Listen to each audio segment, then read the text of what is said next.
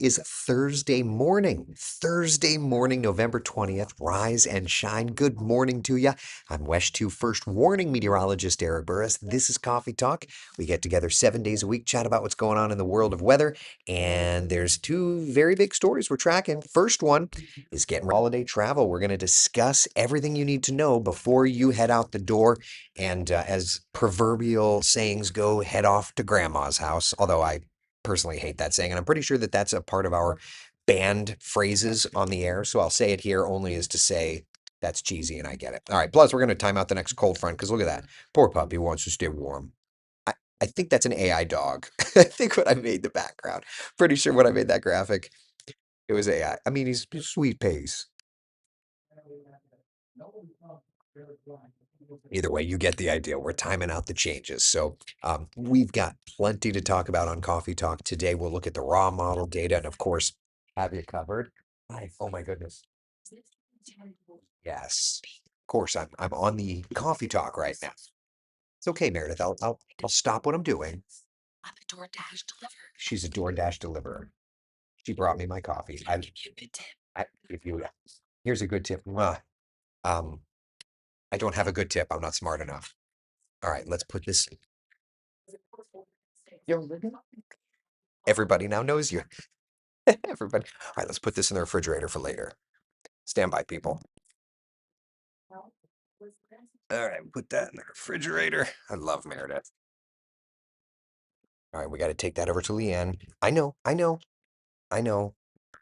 We were on a roll, but coffee takes precedence. So let's walk over here. Stand by.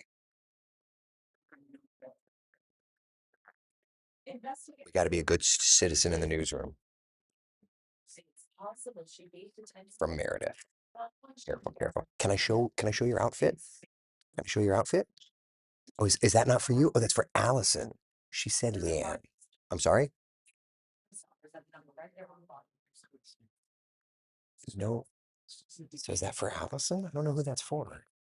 I'm gonna have to text Meredith and say, I don't know who it's for because there's a bunch of names on here, but it's not for Leanne. Okay.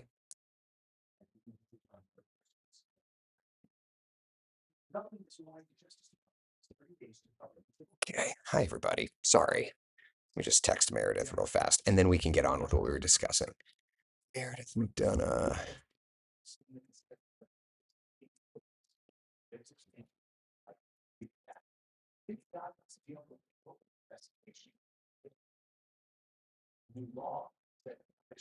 Okay. All right. Sorry. Okay. We were going to talk about the forecast, weren't we? Let's do that. All right. So, dog, cold front, da da da da da. All right. So, let's first start off and look at our 7 day forecast because the next couple of days, we don't have any kind of adjustments coming up here. Okay. 83 degrees, 84 degrees. We are looking wonderful. The forecast is looking beautiful. I think we're going to have a really nice stretch. Now, notice on Sunday, there's a few additional clouds, maybe even a couple of showers coming in here. The reason for that is because, yeah, there's the first of what's going to be a series of cold fronts moving on in. So high pressure builds in, kind of shifts around a little bit. Here's Friday, keeping the deep south nice and warm, right? Watch through time. Cold front. I had shown this to you yesterday. That cold air was trapped up to the north. The thing that we're noticing, though, is that that ridge of high pressure up around Oklahoma is building in more and more and more. And it's actually going to help this little front through. It's not going to be a significant front, but it's still going to be a little bit of a change. So you notice the high temperature drops from 84 on Sunday to 82 degrees on Monday. So there is going to be that little bit of a shift there, right?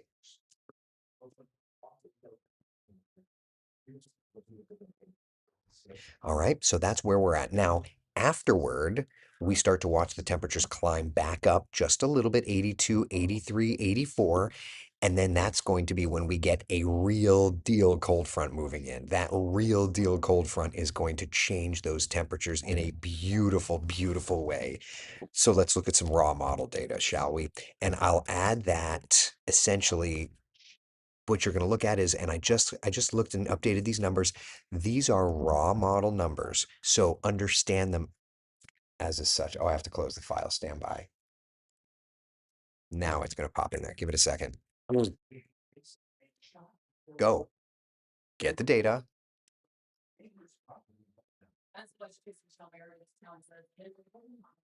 Okay, let me reload it. We'll try that again.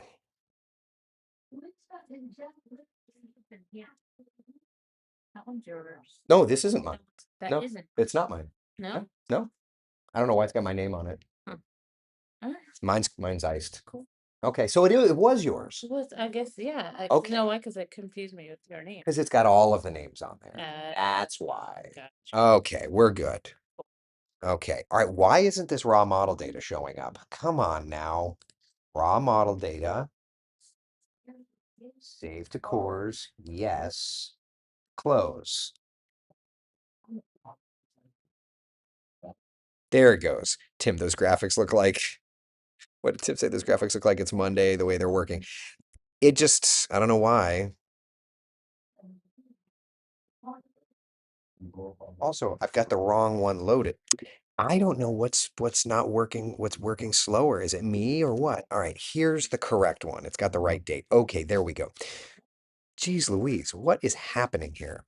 Okay, so here's the raw model data, and there you go. So we are showing, this is raw model data. Chris, speaking of data, no extreme. I see it on my end. It's working fine. It's got to be on your end, buddy. All right, so 80s all the way through Thanksgiving. All right, now we're going to look at the European as well, but notice 80s right through Thanksgiving, and then Friday, Saturday, Sunday, they drop off. The GFS shows high temperatures on the backside of this front in the 70s, morning lows. They show it in the 60s. That's obviously needs to be adjusted around a little bit, but I digress. That's the most recent data coming in off of the GFS. Here's the European model. Notice a change from Friday's 80 degrees to Saturday's 73 to Sunday's 71. So yeah, Cats, Tats, and Gats says, I'm on X, obviously it's working. Yeah, I don't know what's going on with with Chris's feed, but here it is. Terry says, love that I can see this graphic. Oh, you like it better than the other one? I'm glad. I'm glad. So yeah, so when we put them next to each other, right? The idea here is that the GFS and the European showing a drop off in temperatures. Works for me. It may not be a significant drop off in temperatures, but it's showing a drop off in temperatures. So we'll take that. All right. And then now it's getting cooler after, like the Euro 56 on Sunday. Obviously, we know that the Euro after Sunday gets even cooler, gets down into the 40s on Monday. So here we are. But it's going to be until the 28th, 29th, 30th that we have that next cold front moving in. So until then, looking at our Thanksgiving travel forecast, we've got dry air in our area until that point. So for travelers, let's talk a little bit about this, okay? Here's next Wednesday. These are high temperatures and rainfall chances. Now notice, first thing, this recent run starting to show perhaps some snow moving into Detroit. I'm not saying that it's going to snow. I'm not trying to hype anything like that, but there's a storm system moving up the I-95 corridor. Obviously, that's going to cause some trouble. We don't love that. New York, Boston, Charlotte, Atlanta, these are all big travel hubs. Obviously, that's going to impact us. So keep that plan accordingly, okay? That's Wednesday. Look at Thursday. This is Thanksgiving Day. Notice things are clearing out. A high temperature in New York of 51 degrees, but there will be some showers lingering in our area. And those showers, of course, are going to be with the next cold front that moves through. Beverly says this graphic works much better on a cell phone. Oh, the new model data. I'm always trying to work on things for you. See what we do? We work on these things together. Chris, I might have to upgrade my Commodore. Go with the Commodore 64, okay? It'll take a 5 1/4. That's how you know it's good. Which also, when you think about it, like, my gosh, how far we've come. But that's another conversation for another day. So anyway, yeah, we've got the changes coming for us. So if you're hanging out locally, Travel Wednesday looks nice and warm. Thanksgiving Thursday, the temperature comes down a little bit, adding the clouds, adding in the showers, and then for Black Friday, cold front moves through and yeah, does its thing. Ah, Tony, I'm not going to touch that with a 10-foot pole. I hope you understand. But yeah, so that's what we're looking. Keith is asking, can someone tell me how to get Wesh on Roku? So it's called the Very Local app. Yeah, Very Local app. My company, Hearst, used to own part of Roku. I don't think we do anymore, but yeah, so that's how you do it. All right. So Thanksgiving does look like it's going to be a few passing showers. We can handle it, right? Forecast for the morning, about where we were this morning, maybe even a little bit milder, but the clouds and the showers will be with us. Tim says Very Local is great. There's a ton of great content on there from our family of television stations. So yeah, it is great. And if you punch the floppy in the right place, you make it double-sided. What a world we used to live in. The kids today will never know. Beverly says, I remember when a floppy disk was a floppy, right? It wasn't that long ago, that you'd floppy it around, All right, I'm getting my next TV headset. Bruce says, I was just cleaning out a bunch of boxes in my garage and had a pile of 3-inch floppies. It was 3.5-inch floppies, and they weren't floppies. 3.5 or 5.25, right? Guess what? Amazon Alexa doesn't support Very Local. Yeah, I don't know about Alexa. I don't know. I know we used to use Stream Player, the Stream Player skill, but maybe that's not a thing anymore. I don't know. I don't know. When we had load disk 2 to continue on the IBM PC Junior, isn't that crazy? Isn't that crazy? Like the world that we live in. Isn't that something? Anyone trying a new recipe for Thanksgiving this year? Oh, Tiffany, look at you. We did have some good recipes. Remember when we did the recipe thing? You're going to control more than one Googleplex. Oh yeah, witness protection says. Yep. Used to have all the Commodore 64 games. Love those games. I'm just such an original Mac guy. The old school 80s and 90s Macs, like Mac OS through like 753. Oof, Terra. So there's a website. What's the name of it? Hold on, let me see if I can find it. Um,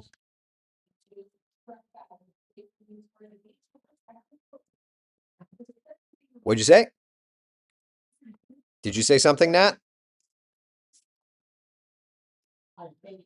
Okay.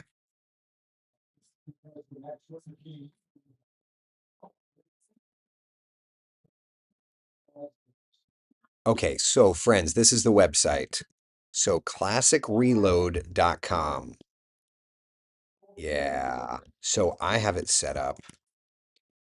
This is so embarrassing. I have it set up classicreload.com. I've got it set up for the After Dark screensaver, but you can play almost any super old, oh, all the ads. Stop with the ads. But you can play with literally any old school game or anything. Classic Reload is the name of the website. All right. Seriously, that website, Classic Reload. So cool. Good morning. All right. Classic Reload. What are you talking about? Nerd playing old video games online. Oh, fun. Classic Reload is the Fun. website. Fun. Good Like morning. SimCity 2000? I never forget Sims. No, not The Sims. Oh. SimCity 2000. Oh. Or the original SimCity. Good morning. We are way off track. Totally. We love it though.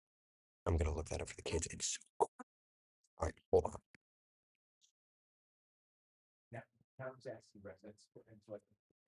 I use the drop something.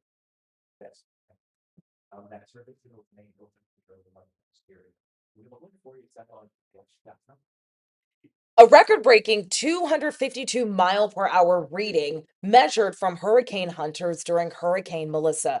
They just captured the strongest hurricane wind ever recorded by a specific device, which we have with us right now in the Weather Center. We're here with First Warning meteorologist Eric Burst to talk about what this device is Yeah. and what they found out. So this is what's called a drop zone. Okay. So think of this as a GPS tagged, parachuted weather station. Mhm. So when hurricane hunters fly into the beasts of hurricanes, like this is Melissa, for example, they drop these things right out the bottom of the aircraft. And as they're parachuting down Yeah. or rocketing down, they're taking measurements. It could be barometric pressure, it could be rainfall rate, it could be humidity or winds. And yes, while Melissa was at its peak just before making landfall in Jamaica, they found the wind gust at about 700 feet. So this is not a ground level deal, but at about 700 feet, they found a wind gust of 252 miles an hour. Now take a look at the stats just to put this kind of into perspective. Melissa, 252, the second highest wind gust ever recorded, period. The highest was in Olivia over in Australia back in the 1980s. And to give you an idea, in the United States, the highest wind ever read, it was technically at the surface, though it was on Mount Washington. So we're not talking about, a low altitude. But on Mount Washington at the observatory there, we found a wind gust in the 1930s of 231 miles an hour. Glad we're not talking about hurricanes. Glad we're instead talking about cold fronts moving in. And Thanksgiving Day to Black Friday, it looks to be the timeline for our next real cold front. Notice the GFS and the European both showing temperatures dropping into the 70s for our Saturday and Sunday just after Black Friday. So here we are. We've been sitting with this big ridge of high pressure basically blocking any of these cold fronts from moving in. That's why we've been warming up and why we've been seeing so much beautiful sunshine. That pattern starts to break down Saturday into Sunday as this first cold front slides through. Now, it's not going to usher in a big change in temperatures, but what it will do is just kind of help to ripen the atmosphere, get it ready for a cold front to really change things up Black Friday, Small Business Saturday, and even Sunday. So notice temperatures next couple of days, 83, 84, but on Monday, we drop off a couple of ticks. Then afterward, we climb, and then Black Friday, we come back down. Outside right now, beautiful Port Canaveral, temperatures out the door there in the 60s. Same thing for Orlando, mid 50s here in Ocala. And while we have been watching a little bit of fog across Sumter and Lake counties, that is done and over with. So now we look ahead to the day. 77 degrees, our 11 o'clock temperature, 81 by 1 p.m., and 83 degrees, our 3 o'clock reading in Orlando. That's our high temperature for the day. 79 Daytona Beach, 80 degrees in Titusville, and about 82 in Palm Bay. Looking ahead to Thanksgiving, very similar afternoon to where we are today. So morning lows maybe a little bit milder. It's going to be about 80 degrees for an afternoon high, but I also want you to notice we're adding in a few of those showers. Why? Because that strong cold front will be moving our direction. So take a look. Central Florida's certified most accurate 7-day forecast showing these high temperatures hanging out in the low to mid 80s right through to travel Wednesday. And then it gets cooler outside. Let's talk about that travel forecast when we see you in the next half hour. Okay, so Beverly says kids today don't know how to write cursive. You know what's kind of funny? Eric, my older son, prefers like he's mad. He for whatever reason his brain only wants to write in cursive. So I think that is really funny. Like the teachers want him to write in cursive 0% of the time. And that's just where his brain wants to go. Ah, Debbie says, love Christina and her peace out to us, right? Diane says, we were just at the top of Mount Washington at the end of September. Crazy ones. Yeah. Oh, yeah. So what we were showing there, let me switch over to that system. So yeah, so Mount Washington, oh, hold on. I got to take that back off. Okay. Mount Washington Observatory has the highest winds read in the United States, right? But yeah, isn't that crazy? So we do have a drop zone to show that off, but isn't that something? Tim's asking, did Audrey pick out today's tie? We don't have Audrey anymore. It's now her daughter, Erica, who apparently is a big deal on Broadway. Erica Mansfield. The ghosted woman says, my kids know how to write cursive. They wanted to learn. Yeah. It's funny. I mean, literally, Eric only wants to write cursive now. I don't know why, but it is what it is. They don't know how to read a time on a clock, and well, I mean, they're teaching it. My kids are learning to read an analog clock. But remember, Rose, back in the day, they said you need to learn math because you're not going to have a calculator in your pocket. And then we have a calculator in our pocket. So who knows what the world, think about it. Like, what's the world going to be like when our kids get older? You know what I mean? It's all changing. What do they say? The world is a changing, right? Let's see here. Is the tie brown and blue or gold and blue? Oh, that's funny, Chris. No, it's brown and blue. Yeah. Cindy, it means little Eric has a very creative and artistic brain. Oh yeah. Yeah. That's affirmative. I can concur to that. All right. So that's kind of where we're at. Questions, comments, concerns, my friends? Keith says, I've seen college graduates can read a tape measure. Do you mean, I don't know quite what you mean there. I worked at the elections and 18-year-olds couldn't sign their name, Tim says. Interesting. Only random printed characters. Interesting. Interesting. Brent says, you adults even these days do not even know how to write a check. You say that. I wrote a check and my bank bounced it. They were like, well, you haven't written a check in a really long time, so we thought it was fraud. I'm like, you made me look like a jerk. All right, well, witness protection just got blocked. I prefer typing to writing. Matt, you and me both. My hand, the muscle in my hand gets tired. So, anyway. So, any questions, comments, concerns? Are we good? Orlando Mikey on Twitter says, my daughter goes to a Montessori school. They taught the kids cursive first because they said it's natural for children to write in circles and curves. And so it's more natural to write in cursive before teaching them printed writing. That actually makes sense. That makes sense. Frank says, and I couldn't even imagine everyone having a camera in their pockets back in the day when I was young. I mean, right? It's true. It's true, right? Yeah. Anyway, so thought it was kind of interesting. So yeah, I'm not going to be as mean to you as that other person was, the ghosted woman, of course. All right, so that's our inland 7-day forecast. The only real change, like on a broader scale to the coastal 7-day forecast, is that when that weak front comes through on Sunday, it's going to turn the winds around just enough to bring a few additional beach showers for our Monday and our Tuesday. So coastal spots will have to deal with that. Otherwise, I think we're going to be just fine. Yeah, 7-day forecast, inland and coast is looking really good. Andy says, can't wait for the bird to come for Thanksgiving, right? I'll take that. It's not going to be on Thanksgiving Day, I'll tell you that much, but just thereafter, yes, we do indeed have it. Yep. All right. Load up the 7-day forecast. All right, I can handle that. Terry Ann's asking, still coffee talk at 7:30 tomorrow? Yes, we'll do it tomorrow at 7:30. That way I can be wheels up by like 8:15. Yep. All right, people. That's all I've got for today. I've got Manolfi. Manolfi gave me a bunch of work to do, so I got stuff. All right, listen. Thank you all for hanging out for Coffee Talk. Be the sunshine in someone else's day. I hope you guys have a great morning. I'm on the air on CW18 through 10 a.m. We'll see you there. And of course, the Today Show, like I'm going to go do in a couple seconds. All right.